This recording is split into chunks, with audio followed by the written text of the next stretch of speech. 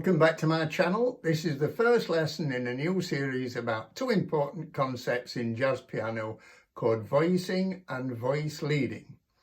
Think of chord voicing and voice leading like arranging music for a choir. The notes need to be arranged in such a way as to bring out the best in the harmonies, and each note must go smoothly from one chord to another. In this lesson, I'm going to explain some fundamental principles of chord voicing and voice leading, and in further lessons, I'll be taking quite a deep dive into the subject, covering things like block chords, drop 2 and 3 voicings, rootless voicings, pentatonic voicings, voicings in fourths, etc. There'll be a PDF available in each lesson with a link in the description below. Each PDF will contain all the examples from the video in all keys. The PDF for this lesson is 28 pages long. If you click on the link in the description below, you'll see that it invites you to pay what you want. And as this is lesson 1, I've set the minimum payment as just $1. If you did want to support the channel and pay a bit more, I'd be very grateful, but please don't feel obliged in any way to do so. So first of all, let's look at the diatonic 7th chords in the key of C major.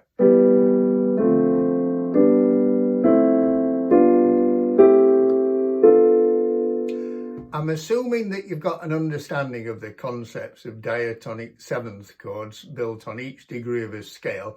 If not, there's a link in the description below to another video that I made in which I explain the different types of 7th chords and how you build them on each degree of a scale. But basically, I'm just taking a C major scale, and on each note, I'm building a chord by adding a note which is 3 letter names above a root note, so C, C, D, E, and then 5 letter names above, that's G, 7 letter names above. In a major key, on the 1st and 4th degrees of the scale, you get major 7th chords. So in this case, C major 7 and F major 7. On the 2nd, 3rd and 6th degrees, you get minor 7s. That's D minor 7, E minor 7, A minor 7. On the 5th degree, and only on the 5th degree, you get a dominant 7th chord. And on the 7th degree, and only on the 7th degree, you get a minor 7 with a flattened 5, which is also known as a half diminished 7th chord. So the first kind of voicing that I'm going to look at is a kind of what we call an open voicing. Let's take a C major 7 chord.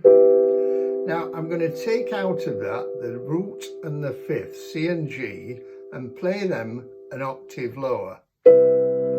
Now, I've now got the notes of the chord spaced better, and it sounds much better on the piano than that kind of voicing. Now you can play each of the diatonic 7th chords like that.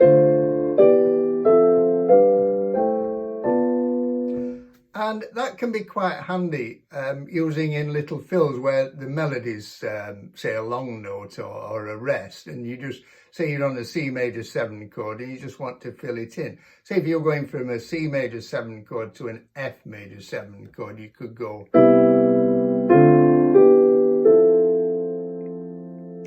Now, as well as playing it like that, I could turn the 3rd and 7th upside down, so the notes are a little bit closer together now. So I've still got root and 5th in the left hand, but in the right hand I've now got 7th and 3rd. And again, you can go up the scale.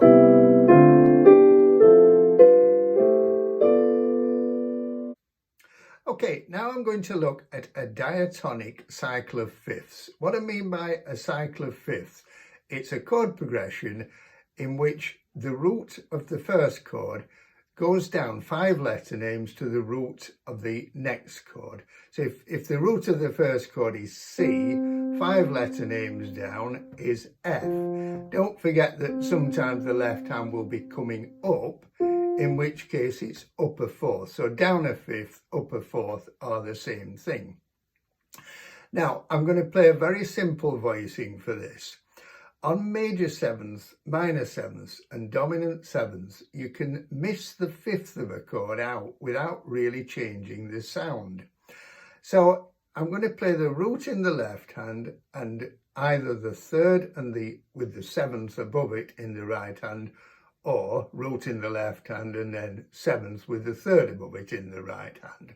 There's only one chord that doesn't work so great on, and that is the chord on the seventh degree, in this case B minor 7 flat 5. That's because the interval of a fifth in it is a diminished fifth, and that actually adds to the colour.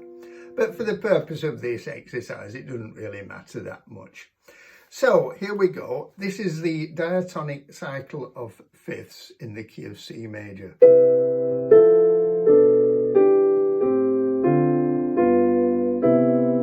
Now let's stop and have a think about what's actually happening there. We're starting on C major 7, that is the root, that is the third, that is the major seventh. Now look at where the individual notes of the chord go. The left hand, the root, obviously just goes to the root of the next chord every time. The major seventh of C major drops one step to the third, that's A, of F major 7. Let's go back to C major 7. The third, E, stays where it is and becomes the major seventh of F major 7. And that process is repeated right throughout the cycle. And you can see and hear how that leads to a really smooth progression there. That concept is fundamentally important, and if you're not familiar with it, I'd just take a moment to try and digest that. Remember, in the PDF, all these examples are in all 12 keys. I wouldn't try learning them in all 12 keys straight away though. I would advise you to say pick 2 or 3 keys and get really familiar with them, and then add maybe another couple of keys and so on. You can of course do that with the other voicing, with the right hand playing with the seventh and the third above it, so that would be.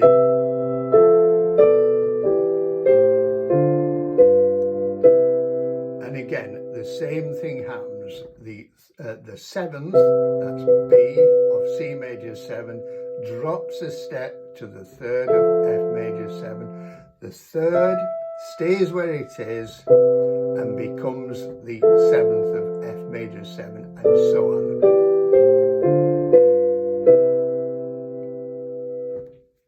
Now I'm going to look at playing dominant sevenths in a cycle of perfect fifths chord progression. If you don't know what a perfect fifth is, if you don't understand musical intervals, I've done another video in which I explain that. So again, I'll put a link in the description below to that. These are not diatonic chords now. They're not all in the same key. Each new chord that we play is the dominant seventh in another key. So we go from C7 to F7, B flat 7, E flat 7, eventually getting back to where we started. Once again, I'm going to use a very simple voicing. I'm going to play the root notes. I'm going to start on G7, and in the right hand, the seventh and the third. Now look what happens this time.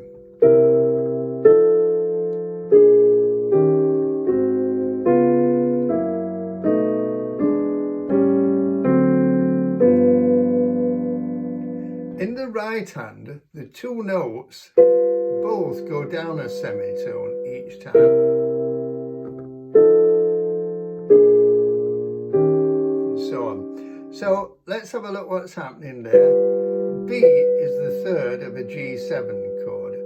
Now the third drops a semitone to become the seventh. The seventh drops a semitone to become the third. And again, that's just repeated right throughout, and so on. Now, once again, you could do that with the other voicing, of course.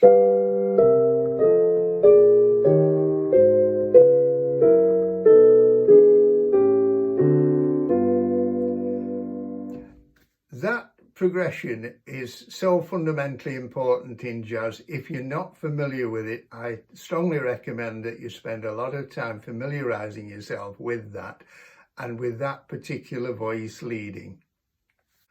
Now, I'm going to go through the cycle of dominant sevenths once again, but on every other chord, I'm going to replace it with what we call a flattened fifth substitute. Now, there's a couple of concepts here that you may not be familiar with. One is musical intervals and the other one is flattened fifth substitutes. But I've made videos about both of those concepts and I'll put links in the description below. Basically, G to D is what we call a perfect fifth. That's a type of musical interval. So if I flatten the D to D flat, we refer to that as being a flattened fifth. In terms of a musical interval, it's actually known as a diminished fifth.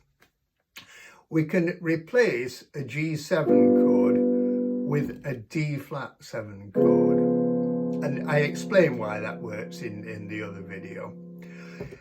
So let's look at the cycle of fifths again. I started off with G7 going to C7. Now I'm going to replace C7 with the flattened fifth substitute, which is G flat 7 or F sharp 7. And if you notice, the two notes in the right hand are exactly the same as in C7.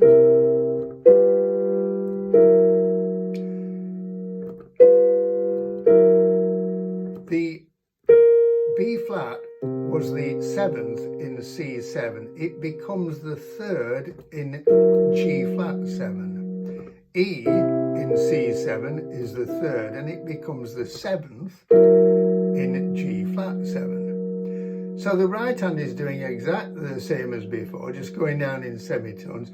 The roots are now also going down in semitone.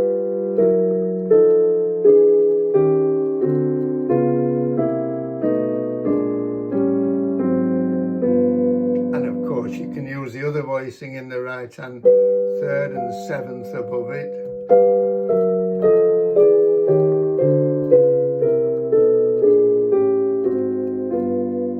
So again, that is a really fundamental sort of concept that you need to be thoroughly familiar with.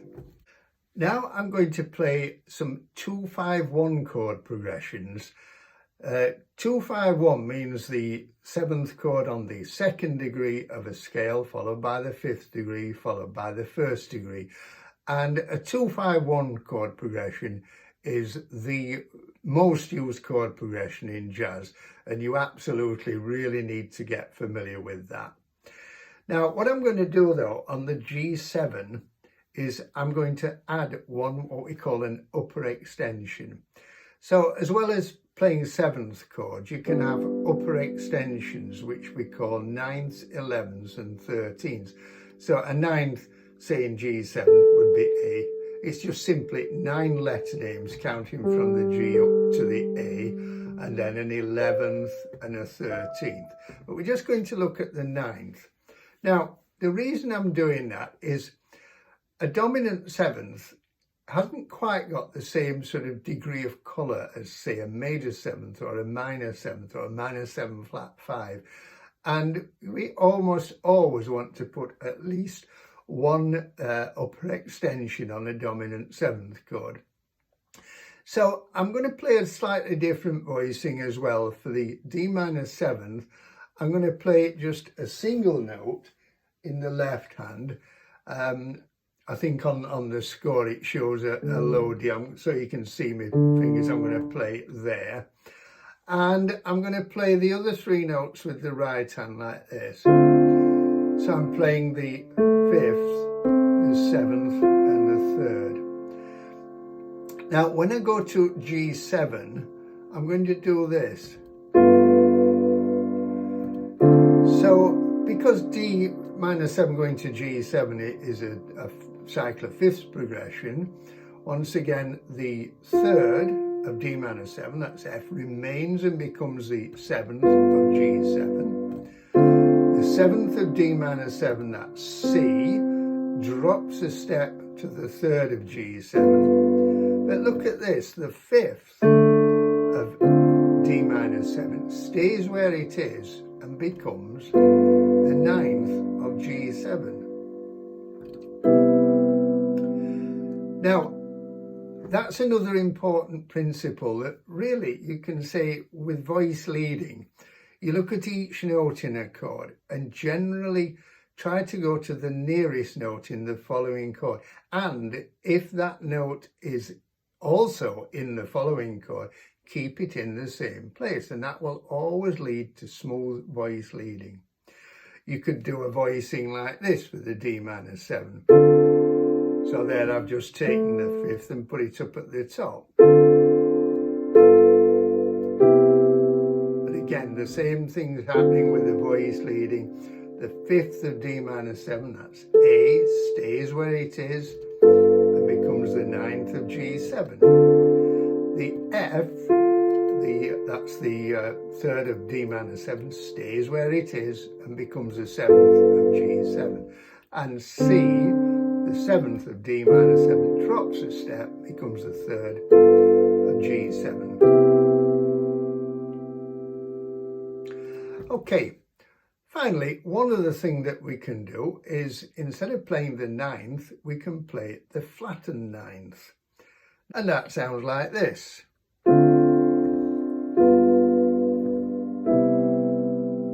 So let's look at the voice leading in that. The 3rd and the 7th are doing the usual things, but look what happens to the A, the 5th of D minor 7.